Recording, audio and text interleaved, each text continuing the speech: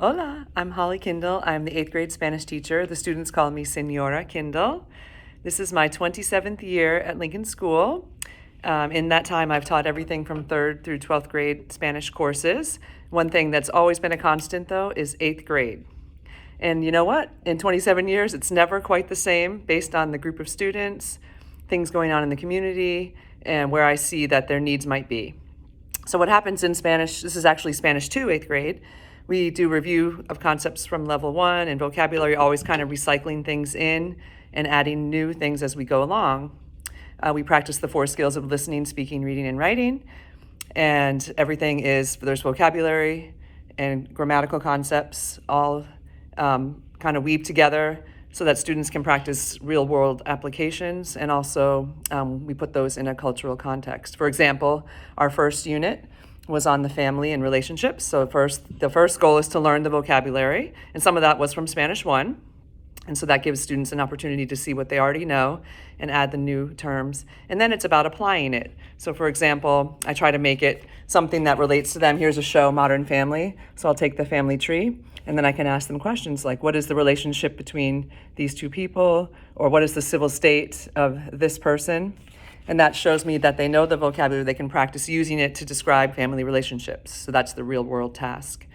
And then we put it in a cultural context as well. For example, in this unit, we learned about the traditional Hispanic family versus the modern Hispanic family. And that gave students a chance to reflect on comparing the cultures as well.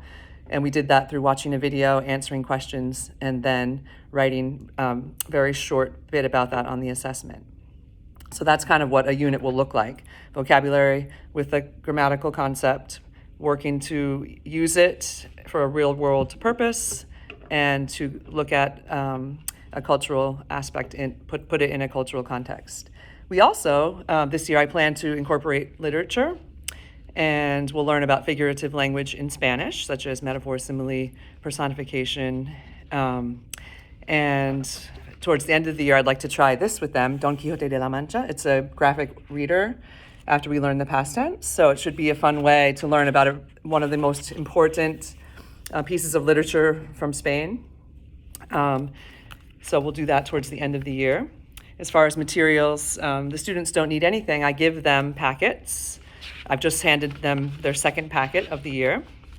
And we also have textbooks. I know it's all backwards in the video. This is the level 2 book, and I have copies in the classroom, and I have PDF copies on Google Classroom if pages are needed at home so that they're not carrying books back and forth. Also this year, I'll take the students on a couple of field trips. I have the bus license, so we can do that. We have 15 students in the class. And we also, I like to incorporate music based on the unit or the topic, and we can also look for that figurative language in the songs. Another exciting thing in this course is we work towards writing a first short essay. The topic for the year is mestizaje. We've already defined it in our first unit and looked at some examples. Mestizaje is the blending of cultures, and in Latin America, there are 3 major ethnic groups. That's the indigenous peoples, the Africans, and the Europeans, or the Spanish.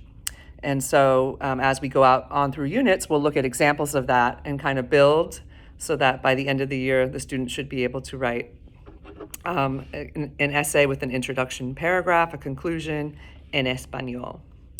I am not a native speaker, but I am a person who has lived, worked, traveled, and explored in many of the 21 Spanish-speaking countries.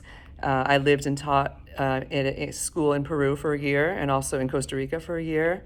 I got my master's degree in Mexico and Spain over 4 summers, and I've traveled in Argentina, Bolivia, Chile, Venezuela, Cuba, Panama, and Spain. I've run with the bulls in Spain. I've rode my bike along the way of St. James. Many adventures I like to share with students and hopefully inspire them through pictures or little stories that they might like to do the same someday. I'm glad to be in this partnership with you as parents, and I encourage you to ask your daughters what they're learning in Spanish. If it sounds like help is needed, please have them reach out to me. We have office hours, and I've already met with some students during their study halls. So 8th grade is all about getting organized, and we also do note taking and making sure we have the notebook and we can find the notes. So I really try to work with the students to build all of those skills as well. So I'm here for them to help them, and everyone will have different needs. Everything is on Google Classroom. It's nicely organized by our topic, and I always announce the next quiz. Once we've taken a quiz and we start a new topic, I'll announce it so that it's there and they can see at any time what that quiz will be on, so there's no doubt. And those are the main things that I wanted to talk to you about, and I'm sorry I couldn't be there for Parents' Night. I'm also the varsity tennis coach and the JV tennis coach in upper school and also in middle school. So those things can sometimes collide. But I'm looking forward to a very exciting year, and please reach out anytime that you'd like to talk to me as well. You can find me through Veracross, my email, and I'm looking forward to an exciting year. Ciao.